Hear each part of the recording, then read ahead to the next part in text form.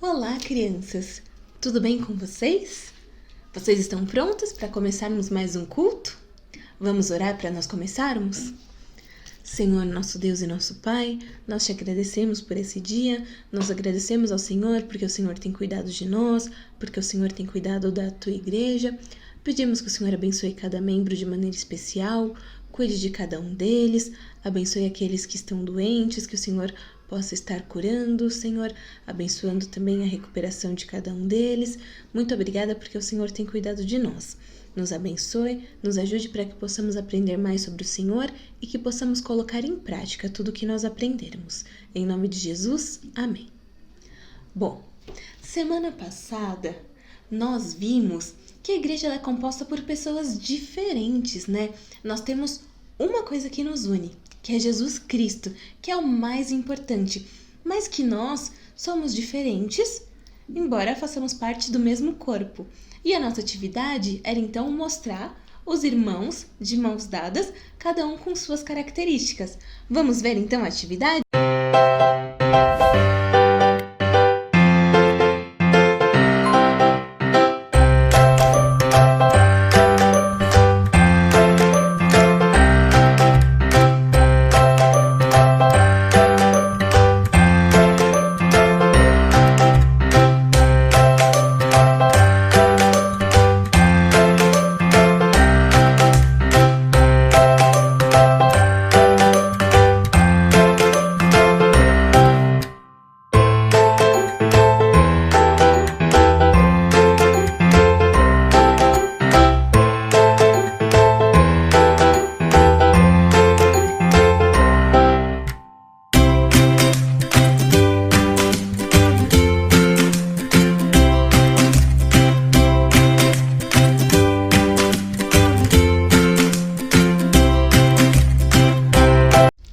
Muito bom!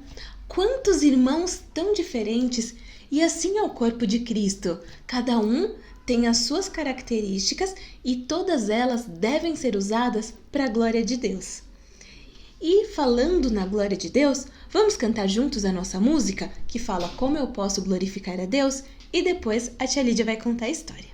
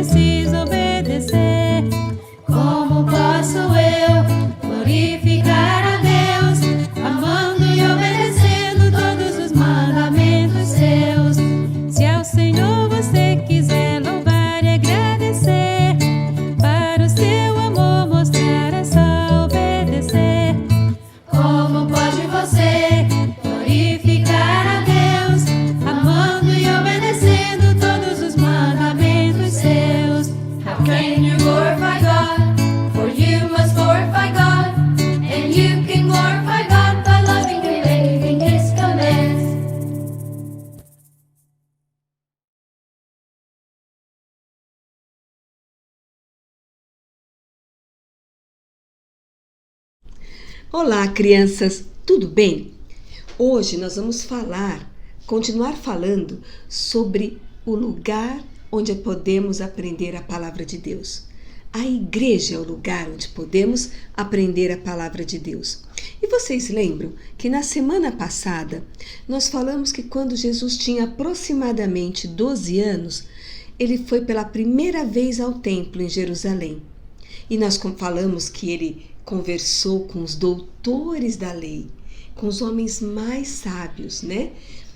E aí nós falamos também que quando ele tinha 33 anos, ele cumpriu a missão que Deus havia dado a ele, que o Pai havia dado, que era morrer na cruz para nos salvar, morrer na cruz em nosso lugar. E os discípulos, as pessoas que o amavam, que andavam sempre com ele, estavam ali, perdidos, quando tudo isso aconteceu. Mas Jesus disse que ele enviaria um consolador, que haveria um consolador que estaria com todas essas pessoas. E ele também disse que ele voltaria. Então, eles se reuniam num lugar chamado cenáculo e eles oravam. Então, todas aquelas pessoas, discípulos que andavam com Jesus, aqueles que o amavam, se reuniam no cenáculo e oravam. Ficaram 1 dia, 2, 3, orando, esperando esse Consolador. No 10º dia, era a festa de Pentecostes e muitas pessoas de outros lugares estavam ali, em Jerusalém. E de repente, aonde eles estavam, louvando a Deus ali, orando, a casa se encheu, ficou cheia e vieram como se fosse línguas de fogo sobre as cabeças dos discípulos, mas elas não queimavam os discípulos. E lembra que eu falei, tinha pessoas de vários lugares. Então os discípulos começaram a falar outras línguas, outros idiomas. Então as pessoas que não eram daquela região, que falavam um outro idioma, conseguiam entender a mensagem do amor de Deus, a mensagem de Jesus. Eles conseguiam entender porque estavam falando no idioma deles. E as pessoas ficaram assustadas. Esses homens não são pescadores? Mas nós estamos ouvindo eles falando em nossa própria língua. E eles ficaram extremamente assustados. E os discípulos nunca haviam estudado aquele idioma. No entanto, estavam falando. É como se, de repente, você, que nunca falou japonês, só sabe arigato e sayonara, começasse a falar tudo em japonês, sem ter nunca estudado. Foi isso que aconteceu com os discípulos. E aí Pedro começou a falar sobre o nosso Deus, começou a falar sobre Jesus, e ele começou a pregar, e ele falou que Jesus era o Salvador, é o Salvador, que Jesus morreu na cruz em nosso lugar, que Jesus não ficou morto, ele ao 3º dia ressuscitou, e que ele está no céu e que ele vai voltar. E aquelas pessoas começaram a ficar ouvindo a mensagem, entendendo a mensagem e querendo saber o que elas precisavam fazer.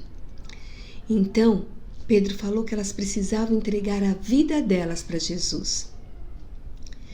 E é naquele momento, muitas pessoas entregaram a vida para Jesus. A Bíblia diz que foram quase 3.000 pessoas aceitando Jesus como Salvador. E aí então começa a primeira igreja. Começa a primeira igreja de Cristo. Ele mandou o Consolador, o Espírito Santo, que nesse momento ele apareceu como se fosse língua de fogo. O Espírito Santo é Deus, como Jesus é Deus. Ele faz parte da triunidade. Os discípulos, eles estavam falando do amor de Deus, falando que Jesus é o Salvador. E se você tem Jesus como seu Salvador, você faz parte da igreja.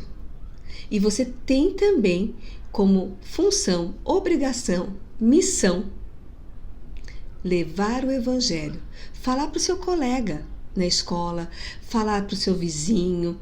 Ah, mas agora a gente está em pandemia e não pode sair muito de casa. Mas eu sei que você, durante as lives da sua escola, durante os momentos que vocês têm com seus amigos, você pode conversar com eles, mesmo através das redes sociais. E você tem que falar que Jesus é o Salvador, que só tem um caminho, e esse caminho é Jesus. Essa é a missão que o Senhor deixou para nós. Ele falou: ide por todo o mundo, e pregai o Evangelho a toda criatura. Essa é a nossa missão, é a minha missão e a sua missão. Que o Senhor nos abençoe. Boa semana. Bom, e o que nós vamos fazer hoje? Hoje, novamente, eu vou precisar que vocês peguem uma folha sulfite.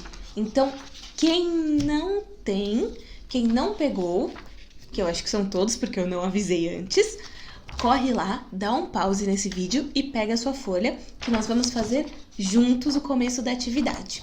Ela é bem legal e você vai ter que prestar bastante atenção pra gente conseguir fazer, tá bom? Então, corre lá e pega a sua folha. Pode pausar o vídeo, tá bom? Pra pegar. E agora que todos têm a folha, vamos lá. Como a gente vai começar? Então, a gente vai pegar essa ponta e dobrar até o final da folha aqui, ó. Vamos lá. Então, dobra sempre ponta com ponta. Sempre tenta numa mesa ou alguma superfície que seja reta, lisa, para ficar mais fácil. Aí depois, ó, vai ficar assim, certo? Você vai pegar esta ponta aqui e vai colocar na outra parte que está dobrado, o finalzinho da dobra aqui, ó.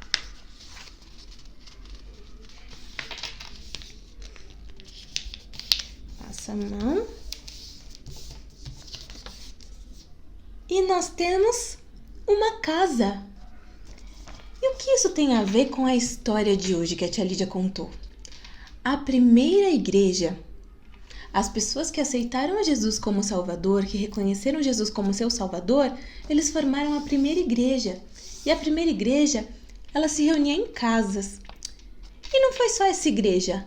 A nossa igreja também começou se reunindo em casa. A gente começou também assim. A gente tinha uma casa que era alugada e vinham alguns irmãos. Mas a palavra de Deus, ela se espalhou para vários lugares, né? E como isso aconteceu? No caso da igreja, os discípulos, os apóstolos começaram a falar em outras línguas para evangelizar outros povos. Mas aconteceu a mesma coisa aqui. Então, o que a gente vai fazer? A gente vai pegar a nossa casa e dobrar ao meio. Vamos dobrar ao meio, ponta com ponta. Ó, vai ficar assim. Eu peguei a casa, dobrei ao meio. E agora, desse lado aqui, eu vou dobrar assim e fazer a mesma coisa do outro lado. Então, vou pegar toda essa parte e dobrar. E do outro lado, eu vou fazer a mesma coisa. Então, nós temos um avião. Como a palavra de Deus se espalha hoje em dia? Através dos missionários que viajam em vários lugares, para lugares tão distantes, não só de avião, muitos vão de barco, a pé, de carro, temos vários meios de transporte, mas tudo isso com um único objetivo, que é levar a palavra de Deus. Então, nós já vimos que a igreja se reunia em casas, que foram usados muitos meios de transporte para que pessoas pudessem levar a palavra de Deus para aquelas que não conhecem. E agora o que a gente vai fazer com o nosso avião? Essa parte que nós dobramos, nós vamos cortar. Pode ser com a mão, não precisa de tesoura. Você vai cortar essa e essa parte aqui. Vamos lá? Pode ser com a mão, então é mais tranquilo. Só presta atenção para ficar bem na linha. Se não ficar bem na linha, tudo bem, só não deixa sair muito, né? Tia Keila não é muito boa de cortar bem na linha. Mas o que vai acontecer, então, com o nosso avião? Vamos cortar. A gente já ouviu várias histórias, né, no cultinho, em outros lugares, de muitos missionários.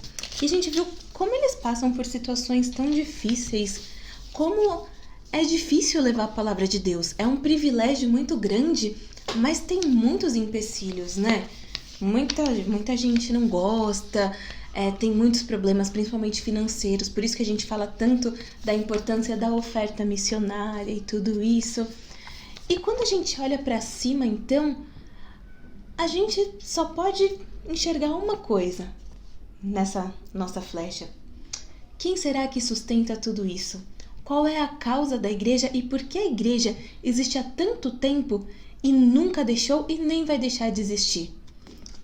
Porque o que faz a igreja existir é a cruz de Cristo, o que une todas essas pessoas e o que faz todo mundo viajar a vários lugares, andar, fazer missões urbanas, missões transculturais. É o amor a Cristo, a cruz de Cristo, é o sacrifício de Jesus na cruz que nos une e que nos dá a alegria de poder falar do amor dele para as pessoas que não conhecem. Isso desde o começo lá com os apóstolos até os dias de hoje. É a cruz de Cristo que sustenta a igreja. Cristo é o fundamento da igreja. Então, agora que nós temos a cruz e que tem toda uma história atrás dela, vocês vão pintar a cruz bem bonito e tirar uma foto depois para mostrar, tá bom? Bom, vocês gostaram? Eu achei muito legal toda essa história e entender um pouquinho mais sobre a história da igreja. Vamos lembrar do nosso versículo? Ele fica em Salmo 122, 1. Alegrei-me quando me disseram, vamos à casa do Senhor. Que alegria poder cultuar junto com os irmãos, não é mesmo? Vamos orar então para terminar o nosso culto?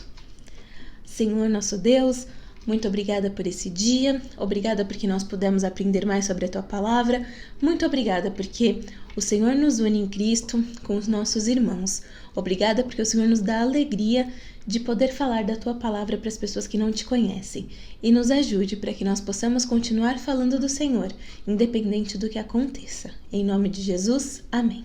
Tchau, tchau, crianças, até mais!